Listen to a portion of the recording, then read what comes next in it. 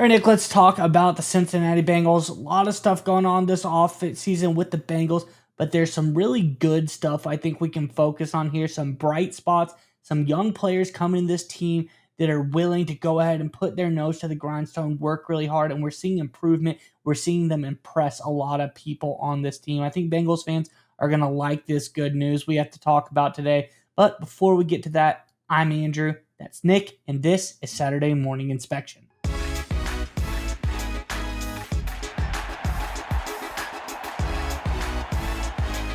All right, Nick, as I alluded to, amongst the sometimes bad, I think it can get worked out, but it's tough at points with some stuff going on with the Bengals. There's a lot of good, so I don't want Bengals fans to miss out on that as well. And one guy in particular, Jaylen Rivers, he's been making waves all offseason, showing that he's really dedicated, a great person, and now a great player, impressing some stars with this Bengals team. Let's get into the articles and we can talk more about the data on the other side. So this first part is up from Bengals.com. It's actually from a little bit ago, but it says Director of College Scouting Mike Rivers earlier this month, just talking about Jaylen Rivers. And this is kind of these coaches' thoughts early on about Rivers. He says he's buttoned up, polished kid, Potts told Bengals.com last month. The coaches and staff at Miami could not speak higher of him, the favorite of many of there. Then going on to offensive line coach Scott Peters on Rivers. He said there's not much you need to tell him about being a pro, Peter says, who says is talking like a multi-year veteran, already that kind of guy. The conduct he walks into the building just portrays himself, multi-year veteran, kind of a leader, a really strong pro already as a rookie. And that's well and good. And I think when we talk about that kind of stuff, it's great, but you want to start to see the results on the field. And that is what the next part of this is all about. And this is from over on SI.com. It says Rivers left quite an impression on his teammates during Cincinnati's offseason program, saying he's ready-made. Orlando Brown Jr., someone to give you a compliment, that would be the guy I want to hear from on the Bengals for offensive linemen, told Dan Horde. He says he's worked his tail off and done a great job of learning new techniques and developing his game. Says Rivers works solely at the offensive tackle position, but he could serve as a backup for both Brown at left tackle and Amarius Mims on the right side, but is also an intriguing guard option for the Bengals, which I think that's very interesting to bring up as well. But first, let's talk about this Bengals offensive line from last year. And the fact of the matter is, they were horrible. They are downright terrible, and they're symmetrically terrible as well. They're 29th in pass blocking, 29th in run blocking. Couldn't really get much worse than that overall when you look at the Bengals and how their offensive line shows.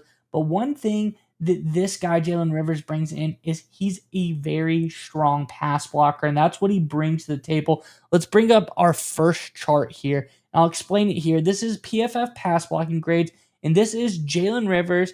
This is what Jaylen Rivers is projected for the NFL. How is that going to work out? Then the Bengals in 2024. So let's look first.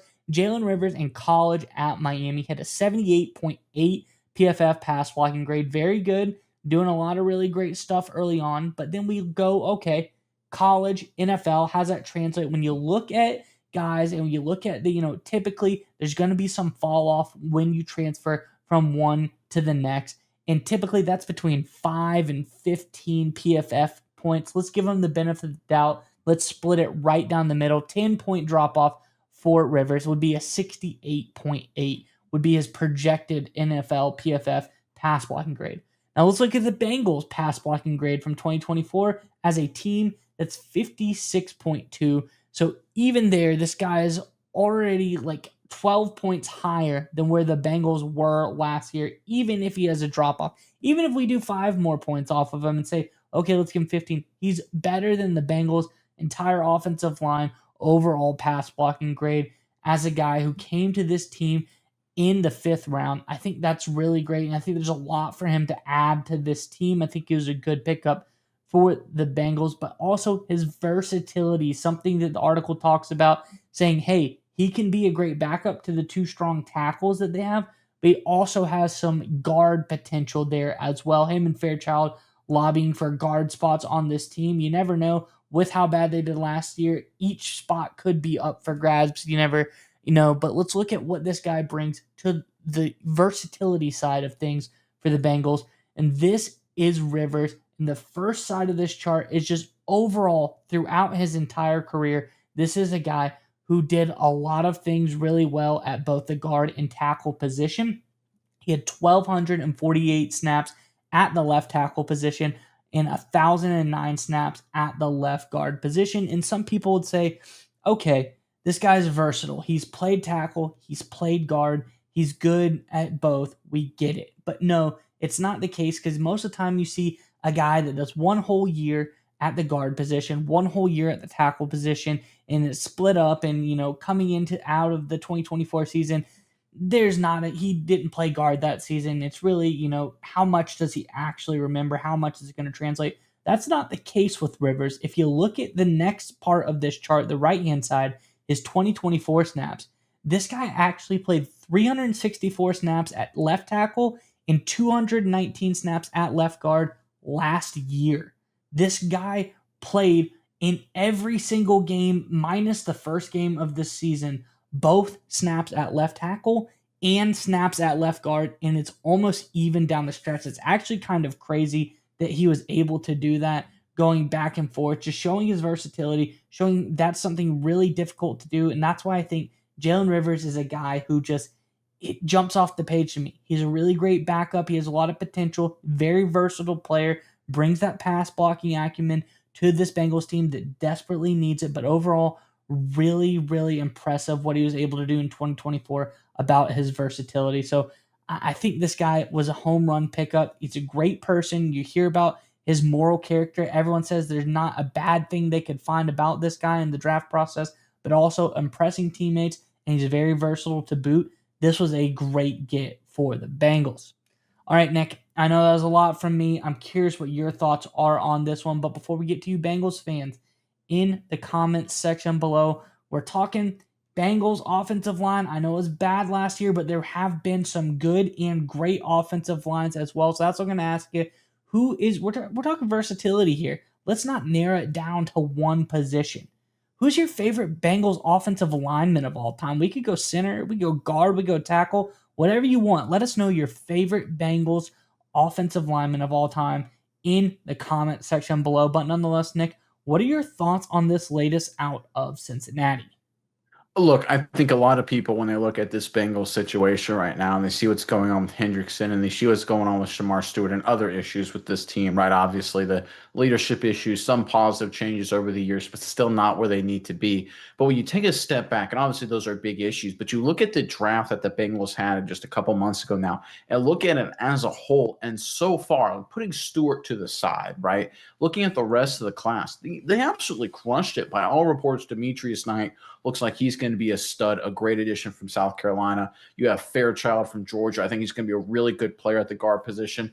Jaylen Rivers, we're talking about him. He's going to be a great guy, great locker room guy, very versatile. He's going to be a useful piece of this offensive line day one, come September for the Bengals team, probably for years to come. That was a great selection. Remember, that was in the 5th round, pick number 153. So it's not like they basically got second, third round value, in my opinion, for all of the things that Jaylen Rivers provides in the 5th round. And then we've talked about Taj Brooks out of Texas Tech. What a steal at the running back position. We covered him a couple days ago with the Cincinnati Bengals, how they feel they're lucky to get him. He's that good of a player. He showed off a great skill set. It's very clear that the Bengals, outside of Stewart, we'll see how that gets resolved. Of course, I'm sure it probably will be eventually with all the drama and everything going around. But even outside of that, it was a great draft across the board. We're talking character guys, we're talking hard workers, team captains, good locker room individuals. This was a really solid core draft to kind of resettle this franchise and get the long-term trajectory of the Bengals solid. Because one of the issues Cincinnati's going to have, right, when you dole out a lot of money for Jamar Chase,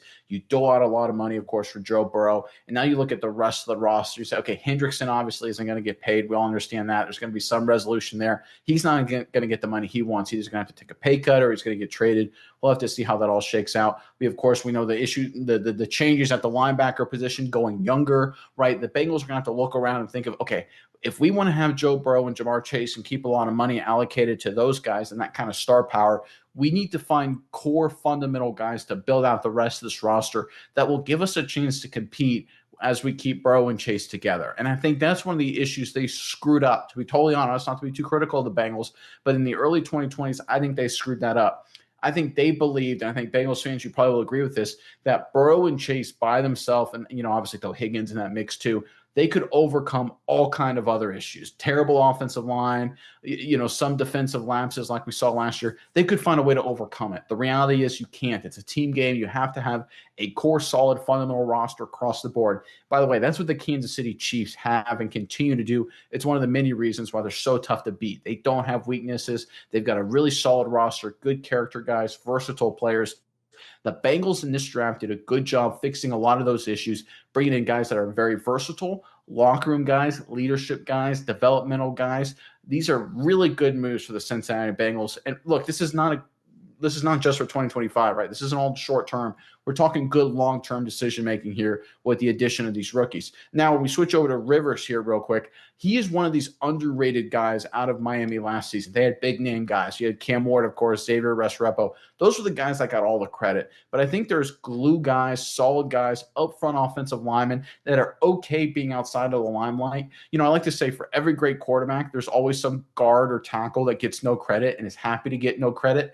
I think that's exactly what Rivers was last year for the Miami Hurricanes, and I think he fits in perfectly with having that mentality with the Cincinnati Bengals because we know Burrow is going to get 90% of the attention and Jamar Chase is going to get the other 10%. That's how it's going to roll for Cincinnati for the next decade. That's how it's going to be, right? So you have to have a guy who's perfectly willing to handle that, certainly if you're an offensive lineman, and that's exactly who Rivers is. Again, you talk about great fits across the board, culture fits, locker room fits.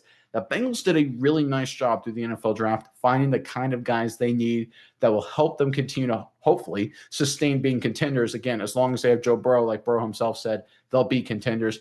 I think this was an underrated draft. A lot of people were very critical of Cincinnati, but now that some of the dust has settled, we can look at how everything is shaken out. This team has done a really good job finding key guys to settle out the rest of the roster, certainly at key positions. Look, and there's still a lot of drama left to unfold. Who knows? Maybe it'll all work out well and everything will settle in time for the regular season. But even if it doesn't, I look at the addition of guys like Rivers and I say, look, this team is still trending in a very good direction.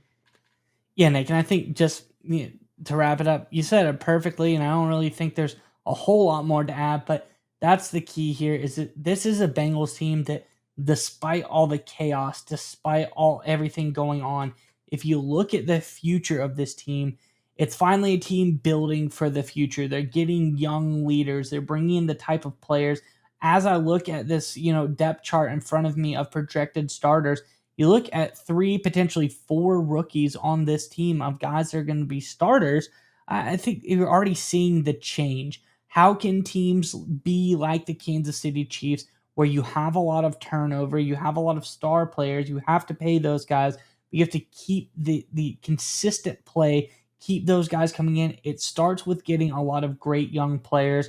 This team did that in this draft. I think there's a lot of solid young players. Jaylen Rivers is definitely one of those guys. I think it's going to be great for the locker room, like you said, great for this team overall. But the Bengals, despite everything else, look at the positive side of things. They're building for the future, and this draft shows they have that eye. They have these guys they are going to try to slot in as starters from day one. And if they can continue to do that, they're going to continue to win this salary cap battle and continue to keep this team consistent to try to get them back, like you said, to that Super Bowl window.